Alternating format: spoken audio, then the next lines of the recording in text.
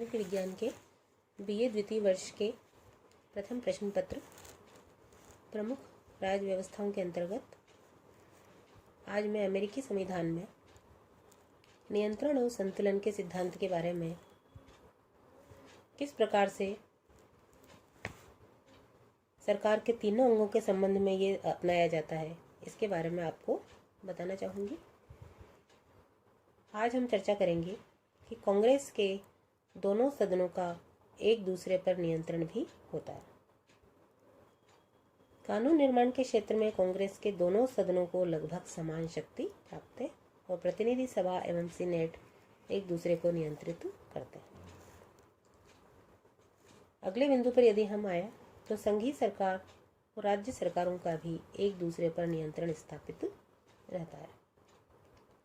संविधान द्वारा स्थापित संघात्मक व्यवस्था में राज्य सरकारों को भी पर्याप्त शक्तियां प्राप्त हैं।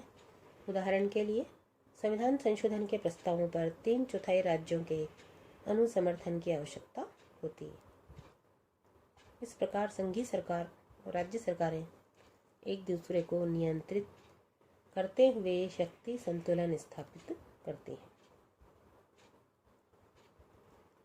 इसी बात को लक्ष्य करते हुए 1941 में जॉन एडम्स ने अपने एक पत्र में जॉन टेलर को भी लिखा था कि आरंभ से अंत तक अमेरिकी संविधान में एक अंग दूसरे अंग पर प्रतिबंध रखता है।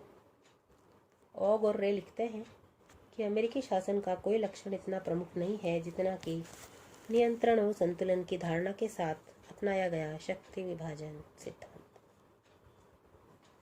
वाटरगेट कांड के संबंध में अमेरिकी कांग्रेस और न्यायपालिका द्वारा जिस प्रकार से कार्यवाही की गई और अंततोगत्वा निक्सन को त्यागपत्र देने के लिए बाध्य किया गया, वह नियंत्रण और संतुलन के सिद्धांत का अत्यधिक सजीव उदाहरण है।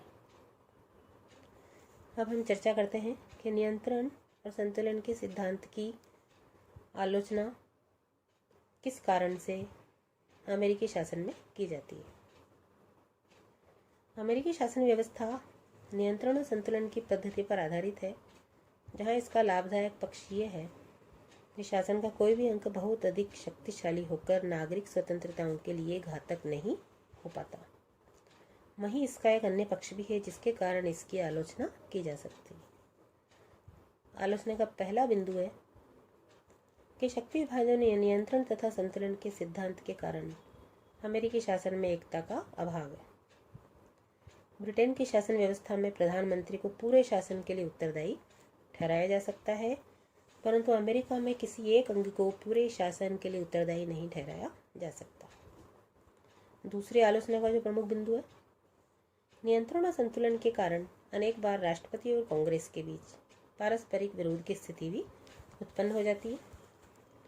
यह स्थिति तब विशेष रूप में देखने को मिलती है जब राष्ट्रपति एक राजनीतिक दल का हो और कांग्रेस के दोनों सदनों में दूसरे राजनीतिक दल को बहुमत प्राप्त हो।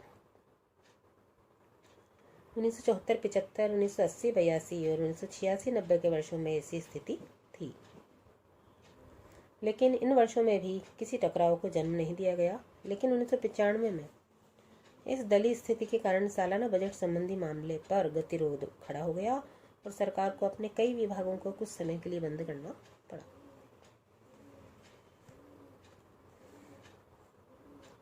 शक्ति विभाजन और नियंत्रण तथा संतुलन के सिद्धांत का प्रभाव भी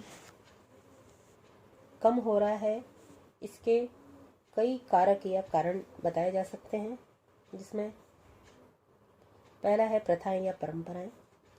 20वीं सदी में कुछ ऐसी प्रथाओं का विकास हुआ जो नियंत्रण तथा संतुलन के सिद्धांत का प्रभाव कम कर रही हैं।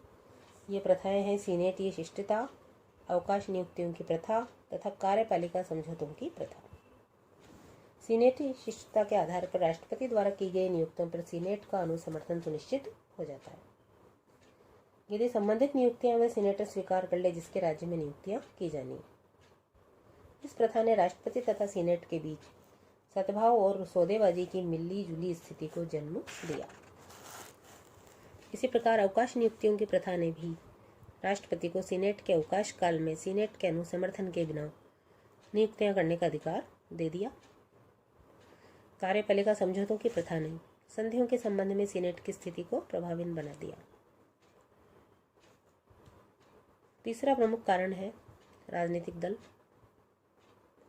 राजनीतिक दलों के विकास के कारण शासन के तीनों अंगों में सहयोग की भावना पैदा हो गई और शासन की शक्ति पर नियंत्रण कमजोर हो गया। यह भावना विशेष रूप से उस समय विद्यमान रहती है जब राष्ट्रपति उसी दल से जुड़ा होता है जिसे कांग्रेस के दोनों सदनों में बहुमत प्राप्त होता है। लेकिन उस समय राष्ट्रपति की कठिनाइयां बढ़ जाती हैं जब कांग्रेस में विरोधी दल का बहुमत होता है। तीसरा, राष्ट्रपति का नेतृत्व। इन सबके अतिरिक्त आज अमेरिका की शासन व्यवस्था और अमेरिकी राष्ट्र पर राष्ट्रपति का नेतृत्व स्थापित हो गया। रेडियो, टेलीविज़न, प्रेस सम्मेलनों इत्यादि के माध्यम से अमेरिकी राष्ट्रपति अमेरिकी जनता के साथ सीधा जुड़ गया। यदि राष्ट्रपति प्रभावशाली व्यक्तित्व वाला है तो वह अमेरिकी जनता से सीधे अपील करते हुए कांग्रेस तथा कुछ सीमा तक तो सर्वोच्च न्यायालय को भी प्रभावित कर सकता है। व्यवहार में देखा गया है कि आपातकाल में तो शक्ति विभाजन और नियंत्रण तथा संतुलन का सिद्धांत लगभग पूर्णतया ही समाप्त हो जाता है और समस्त शासन तंत्र पर राष्ट्रपति का निर्विवाद नेतृत्व स्थापित हो जाता है।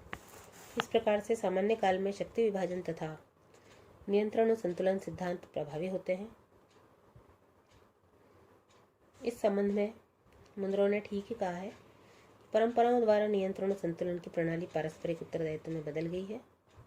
साथ ही यद्यपि शक्ति विभाजन का सिद्धांत अमेरिकी संवैधानिक सिद्धांत के रूप में चल रहा है और अमेरिकी सरकार द्वारा व्यवहार में उसे सामान्यतः मान्यता दी जाती है, परंतु संकट काल आता है तो वह इसे शीघ्र और समर्थ कार्यवाही के मार्ग में बाधक नहीं होने दिया जाता।